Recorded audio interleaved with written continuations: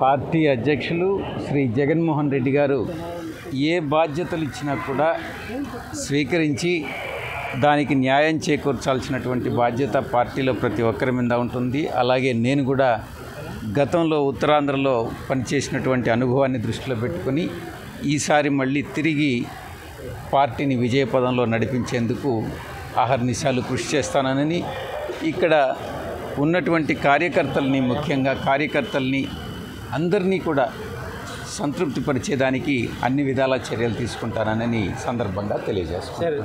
జగన్ గారు రేపు రాబోతున్న డయేరియా విజయనగరంకి రేపు పార్టీ అధ్యక్షులు గౌరవ మాజీ ముఖ్యమంత్రి వర్యులు రేపు 14 మంది డయేరియా కారణంగా చనిపోయినటువంటి నేపథ్యంలో విజయనగరంకి వస్తారు. వచ్చి ఆ కుటుంబ సభ్యుల్ని పరామర్శించి ఆయన తిరిగి బెంగళూరుకి వెళ్ళడం జరుగుతుంది. ఈ ఉత్తరాంధ్రలో సమన్వయకర్తలను ఏమైనా మార్చే అవకాశం ఉందో అంటే మీరు వచ్చాక, అంటే మీరు దాన్ని పరిశీలించాక? ఇప్పుడు ఎలక్షన్ అయి 4 నెలలు మాత్రమే అయింది. పార్టీ విజయావకాశాలను దృష్టిలో పెట్టుకొని జగన్మోహన్ రెడ్డి గారు సముచితమైనటువంటి నిర్ణయాలు తీసుకుంటారు, అంతేగాని రీజనల్ కోఆర్డినేటర్స్ నిర్ణయాలు తీసుకోరు.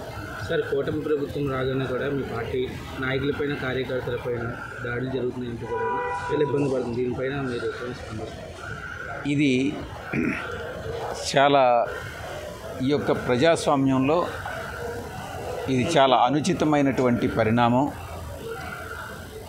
తెలుగుదేశం పార్టీ నాయకత్వంలో కూటమి అధికారంలోకి వచ్చిన తర్వాత వైఎస్ఆర్ కాంగ్రెస్ పార్టీ కార్యకర్తలపైన దాడులు జరపడం, దీనిపైన ప్రధానమంత్రి గారికి మేము ఫిర్యాదు ఇవ్వడం, ఢిల్లీలో దీక్షను చేపట్టడం, ఇవన్నీ కూడా జరిగిన తర్వాత కొంత తగ్గుముఖం పట్టినటువంటి మాట వాస్తవం.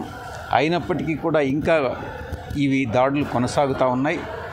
దీనికి సంబంధించి పార్టీ కార్యకర్తల్లో ఉత్సాహాన్ని నింపి, కాన్ఫిడెన్స్ని ఇచ్చి, తిరిగి పార్టీకి పనిచేసే పార్టీకి తిరిగి సంతోషకరంగా వాళ్ళు పనిచేసేటటువంటి విధంగా తీర్చిదిద్దడమే దాంట్లో భాగంగానే ఈ మధ్యకాలంలో రీజనల్ కోఆర్డినేటర్స్ని నియమించడం, జిల్లా అధ్యక్షులను నియమించడం, ఇంకా పార్టీని పునరుజ్జీవం చేసేదానికి అన్ని చర్యలు కూడా జగన్మోహన్ రెడ్డి గారు చేపడతా ఉన్నారు.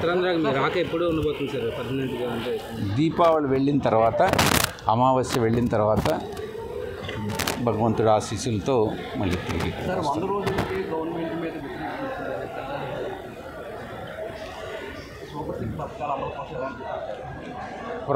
కూటమి ప్రభుత్వం మీద వ్యతిరేకత వచ్చినటువంటి మాట వాస్తవం. ఈ యొక్క వ్యతిరేకత 100 రోజుల్లోనే, ఈ యొక్క 4 నెలల కాలంలోనే ఇంత వ్యతిరేకత వస్తే రాబోయేటటువంటి కాలంలో ఎలా ఉంటుంది అన్నటువంటిది ఒక్కసారి మనం ఆలోచించి చూసుకుంటే, ఈ యొక్క కూటమి ప్రభుత్వం ముఖ్యంగా వైఫల్యాలు అంటే సూపర్ 6 కానీ వివిధ రకాలైనటువంటి హామీలు ఏదైతే ఇచ్చాడో ఆ హామీలు నెరవేర్చినటువంటి నేపథ్యంలో ప్రజలు అసంతృప్తికి గురైనటువంటి మాట వాస్తవం. తప్పకుండా దీని ప్రభావం ప్రభుత్వం మీద ఉంటుంది. ప్రజల్లో అసంతృప్తి అన్నటువంటిది ఉంది. ఈ బాలికలపై అత్యాచారాలు చాలా ఎక్కువగా జరుగుతున్నాయి ఈ 4 నెలల్లో. ఈ 4 నెలల్లో ఒక 70 పైచిలుకు. ఈ 4 నెలల్లో హత్యలు, దమనకాండలు, రేపులు కానీ, అత్యాచారాలు ఇవన్నీ కూడా చాలా ఎక్కువైనాయి. లా అండ్ ఆర్డర్ అన్నటువంటిది చాలా ప్రశ్నార్థకంగా తయారైంది.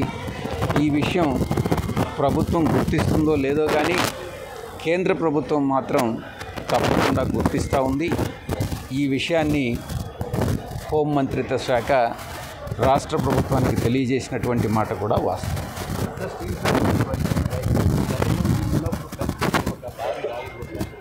స్టీల్ ప్లాంట్ అన్నటువంటి ప్రైవేటీకరణ అన్నటువంటిది తెలుగుదేశం పార్టీ వాళ్ళు ప్రజలను మిస్గైడ్ చేస్తూ ఉన్నారు, తప్పుదారి పట్టిస్తూ ఉన్నారు. ప్రైవేటీకరణ చేయాలి అన్నటువంటిది ఇప్పటికీ కూడా కేంద్ర ప్రభుత్వం తీసుకున్నటువంటి నిర్ణయం. 5 సంవత్సరాల వైసీపీ పాలనలో జగన్మోహన్ రెడ్డి గారు ప్రైవేటీకరణ జరగకుండా అడ్డుకోవడం జరిగింది. చంద్రబాబు గారి రీసెంట్ ప్రెస్ కాన్ఫరెన్స్ కానీ చూస్తే ఈ యొక్క ప్రభుత్వ రంగ సంస్థ అయినటువంటి స్టీల్ ప్లాంట్ని ప్రైవేటీకరణ చేసే విషయంలో మీరు ఢిల్లీకి వెళ్ళొచ్చారు కదా, మీరు హోమ్ మినిస్టర్తో కానీ ప్రధానమంత్రి గారితో కానీ ఈ విషయంగా ఏం మాట్లాడారని అడిగినప్పుడు నష్టం వచ్చేటటువంటి ప్రభుత్వ సంస్థల్ని ఎంతకాలం మనం మెయింటైన్ చేయగలం అన్నటువంటి సమాధానాన్ని ఇవ్వడం జరిగింది. అంటే దీన్ని బట్టి అర్థం చేసుకోవచ్చు, చంద్రబాబు నాయుడు పూర్తిగా కేంద్ర ప్రభుత్వాన్ని కన్విన్స్ చేయడంలో, ప్రైవేటీకరణకు వ్యతిరేకంగా కన్విన్స్ చేయడంలో వైఫల్యం చెందారన్నటువంటి విషయాన్ని అర్థం చేసుకోవచ్చు. వైఎస్ఆర్ కాంగ్రెస్ పార్టీ విషయానికి వస్తే వైఎస్ఆర్ కాంగ్రెస్ పార్టీ ప్రైవేటీకరణ పూర్తిగా వ్యతిరేకిస్తుంది. ఈ విషయంగా ఎటువంటి పరిస్థితుల్లోనూ రాజీ పడే ప్రసక్తే లేదు.